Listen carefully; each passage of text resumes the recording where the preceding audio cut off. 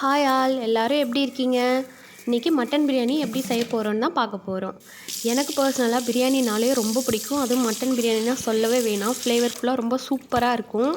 இன்றைக்கி மட்டன் செய்ய நான் ஒரு 1/2 kg கறி தான் எடுத்திருக்கேன். கடையிலே பிரியாணிக்கு ஏற்ற மாதிரி கட் பண்ணி தாங்கன்னா அவங்க அதுக்கேற்ற மாதிரி பீஸ் பெருசாக கட் பண்ணி தருவாங்க. கறியை நல்லா ஒரு 3 தண்ணி விட்டு வாஷ் பண்ணிவிட்டு குக்கரில் எடுத்துக்கிட்டேன்.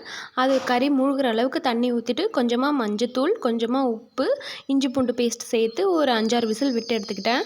நான் கடையில் இன்னைக்கு கறி வாங்கக்குள்ளவே ரொம்ப சின்ன ஆடாக தான் இருந்தது. ஸோ கறி சீக்கிரம் குக் ஆகிடும். அதுக்கப்புறம் அந்த கறியை ஒரு பாத்திரத்தில் ட்ரான்ஸ்ஃபர் பண்ணி வச்சுக்கோங்க. என்கிட்ட வேறு பாத்திரம் இல்லை. ஸோ குக்கர்லேயே தான் அப்படியே தம் போட போகிறேன். விசில் விட்டு இல்லை, தம் போட்டு தான் செய்ய போகிறேன். அப்புறம் பாத்திரத்தை அடுப்பில் வச்சுட்டு ஒரு 2 ஸ்பூன் நெய் விட்டுட்டு ஒரு 1.5 ஸ்பூன் எண்ணெய் ஊற்றிக்கோங்க. எனக்கு நெய் ஃப்ளேவர் கொஞ்சம் நல்லா இருந்தால் பிடிக்கும். அதனால் நான் கொஞ்சம் கூடுதலாகவே ஆட் பண்ணிக்கிறேன். உங்களுக்கு வேண்டானா கம்மி பண்ணிக்கோங்க. அதுக்கப்புறம் பிரியாணிக்கு தேவையான மசாலா, பட்டை, ஏலக்காய், லவங்கம் இது எல்லாமே சேர்த்துக்கோங்க. அதுக்கப்புறம் நம்ம நறுக்கி வச்சுருக்கிற பெரிய வெங்காயத்தை சேர்த்துப்போம். அது நல்லா பொன்னிறமாக வதக்குனதுக்கப்புறமா புதினா கொத்தமல்லி ஒரு கைப்பிடி அளவு எடுத்து வச்சுக்கோங்க. அதையே நல்லா போட்டு வதக்கிக்கோங்க. ஒரு 1 மினிட் வதக்கினா போதும். அதுக்கப்புறம் ஒரு 1.5 டேபிள் ஸ்பூன் இஞ்சி பூண்டு பேஸ்ட் போட்டு வதக்கி எடுத்துக்கோங்க. அதுக்கப்புறம் தேவையான அளவு மிளகாத்தூள் சேர்த்துக்கோங்க. ஒரு 1.5 ஸ்பூன் சேர்த்தாலே போதும். அதுவே காரம் கரெக்டாக இருக்கும்.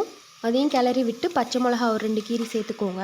அதுக்கப்புறமா ஒரு கப்பு தயிர் சேர்த்துக்கோங்க. அதையும் நல்லா வதக்கி விட்டுக்குங்க. ஒரு 1 மினிட் கிளறி விட்டால் போதும். அப்புறம் நம்ம வேக வச்சுருந்த கறியை சேர்த்துக்கோங்க. அதுக்கப்புறமா நான் 2 கிளாஸ் அரிசி பாஸ்மதி ரைஸ் ஆல்ரெடி ஒரு 1/2 அன் ஹவர் முன்னாடி ஊற வச்சுட்டேன். அதுக்கு 1க்கு 1.5 கிளாஸ்னு தண்ணி ஊற்றிக்கோங்க.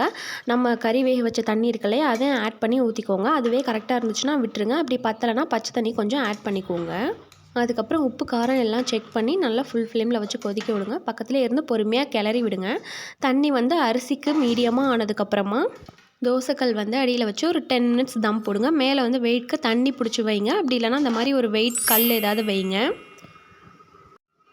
அதுக்கப்புறம் கேஸ் ஸ்டவ் ஆஃப் பண்ணிவிட்டு இன்னும் ஒரு 10 நிமிஷம் தம் இருக்கட்டும். அந்த 10 மினிட்ஸ் கழித்து திறந்து பார்த்தீங்கன்னா அழகாக அங்கே பாருங்கள் அரிசி தூக்கிட்டு இருக்கு. அப்படி தூக்கிட்டு இருந்ததுன்னா கரெக்டான பதத்தில் குக்காய் வெந்திருக்குன்னு அர்த்தம். அரிசி பாருங்கள் குழையவும் இல்லை, ரொம்ப அரிசியாகவும் இல்லை, ரொம்பவே கரெக்டான பதத்தில் இருக்குது. மட்டன் பீஸும் ரொம்ப குக்காய் சாஃப்டாக சூப்பராக வந்திருந்தது. எப்போ எங்கள் வீட்டில் பிரியாணி செஞ்சாலும் அதுக்கு கண்டிப்பாக சிக்கன் கிரேவி இல்லை ப்ரான் கிரேவி ஏதாவது ஒன்று ரெடி பண்ணிடுவோம். அப்புறம் பாயில்டு எக்கும் கம்பல்சரி இருக்கும். ஏன்னா நான் எக் இல்லாமல் சாப்பிடவே மாட்டேன். ஆனியன் ரைத்தாவும் ரெடி பண்ணியாச்சு. நம்மளோட சூப்பரான டேஸ்டியான மட்டன் பிரியாணியும் சிக்கன் கிரேவியும் ரெடி. அப்புறம் என்ன, சர்வ் பண்ணி நல்லா சாப்பிட வேண்டியதான். நீங்களும் இதே மாதிரியே கண்டிப்பாக செஞ்சு பார்த்துட்டு எப்படி இருந்துச்சுன்னு கமெண்ட் செக்ஷனில் சொல்லுங்கள்.